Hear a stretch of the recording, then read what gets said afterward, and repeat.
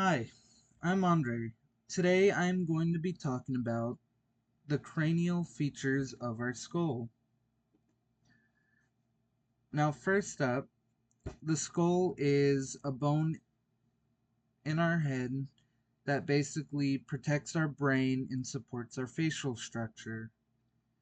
Our In anatomy, anthropology, and any medicine related thing, they usually look at the skull and observe some of its key landmarks. So today's focus is going to be some of those landmarks within our skull. Our skull is made of different bones that act as zones. For example, the frontal bone, or even the parietal bone. Some of our landmarks are on each and every bone. For example, the supraorbital ridge. The supraorbital ridge is a bony ridge right above the eye sockets.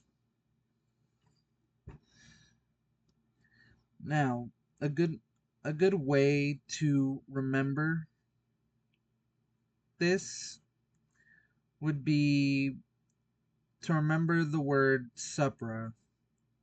Supra is like another way of saying above.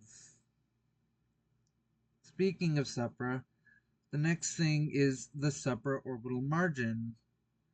Right above the supraorbital ridge, alongside the frontal bone, we have the supraorbital margin. It is the sharp upper edge of the eye socket that gives our eye shape and protection.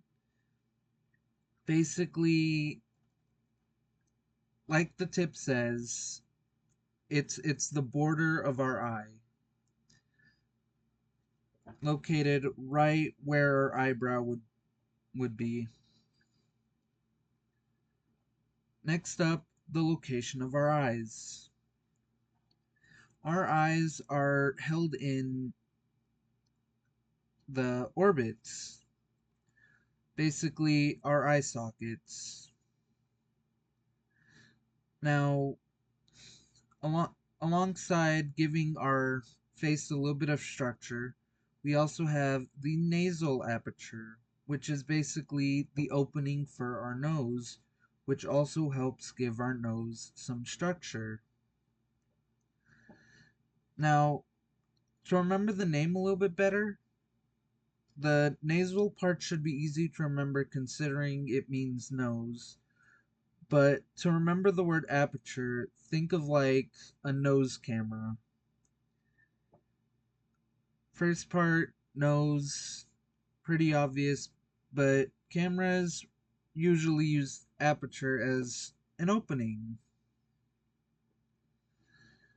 Looking at the lateral view of the skull,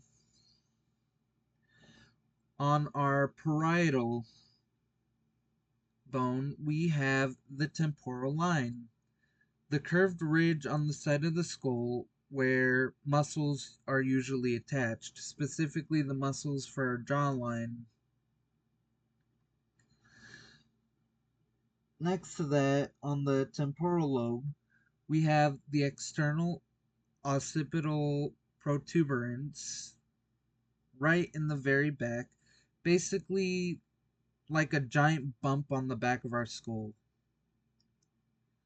Now, moving over to the ear, uh, we have the external auditory meatus, also our ear canal opening. Right, right underneath that, the little breast-shaped bump is known as the mastoid process. Now, looking at the inferior view of the skull, we have the giant hole, also known as the foramen magnum, which is a large hole basically for our spinal cord, sort of like a joint. Next to those, on each side of the foramen magnum, we have the occipital condyles, a rounded surface beside the foramen magnum that articulate with the spine. Basically, neck joints. To review, I have laid out the anterior, the lateral, and the inferior view of the skull. Our supraorbital margins are like the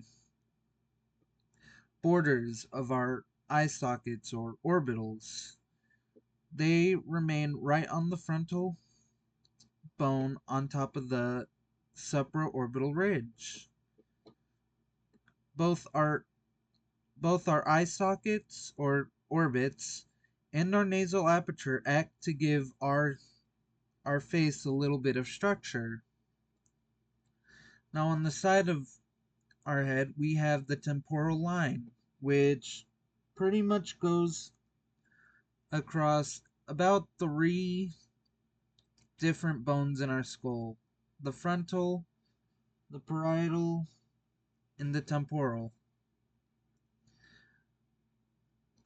Now, the opening for our ear is also known as the external auditory meatus. And right underneath that, the breast-shaped bump is known as the mastoid process. On the back of our head, we have the external occipital protuberance, also known as the giant bump on the back of our head. And last but not least, we have the spot where our spine basically connects to our skull. We have the giant hole, the foramen magnum, and the 2 spinal joints, the occipital condyles. Thank you for listening.